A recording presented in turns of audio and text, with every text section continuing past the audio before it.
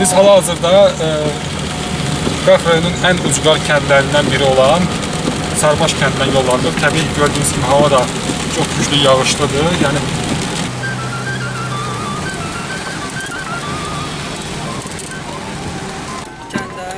kəndə. Bakıdan gəldiniz. Yox, özüm qaxlıyam.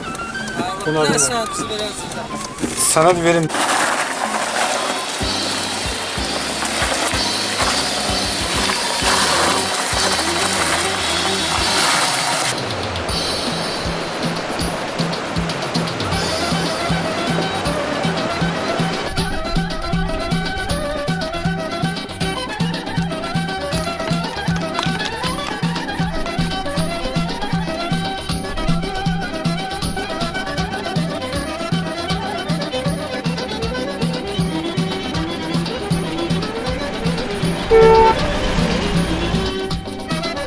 Gəlmə oğlandı, qaşqındı.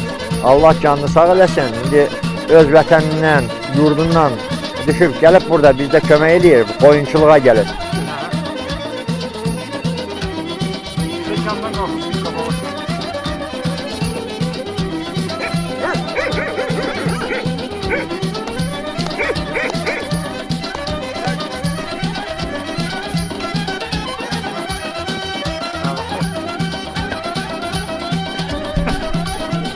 Bu dağda olmayıb, bu dağlarda dözə bilibsə, halal olsun onlara. Mən ayrı şey demirəm.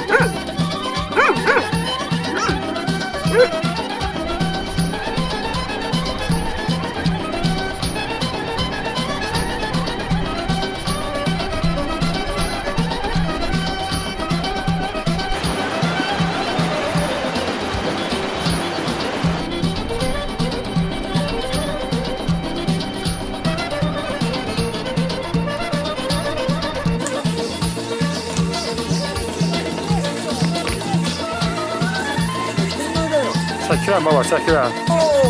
Öz başına. Nə işdir? Çadır dayan da bura. Böyle bir spora gelip Nasıl? Hə? Bakın. Yox, baxma, sonra baxarsan. Siz nereden geldiniz? Türkiye'ye geldiniz ama o da Bakı'da oldu. Bakı'da mısın sen? Orada görürüm. Aşağı orada niye koydun? Sulanıyor.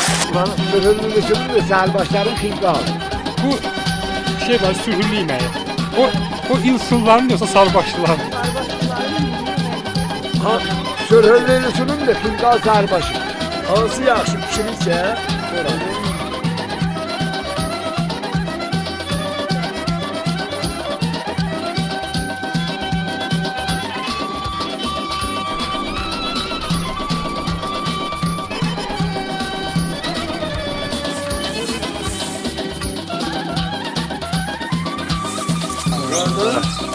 bir de böyle kişisel çağırırdı tapma. Gün doğan da var, gün batan da var. Güney kuzey değil biz. Her şeyi var. Çayı var, suyu var. Bir yağış yağır, bir yağış yağır. Gel tut göğe çıkar. Temiz havası var, ağacı var, meşesi var. Gelen adama ne lazım? Gelen adama da öyle şeyler. Qaxın ən hündür bir kəndi bu. Sən gələcəyin. Ağla!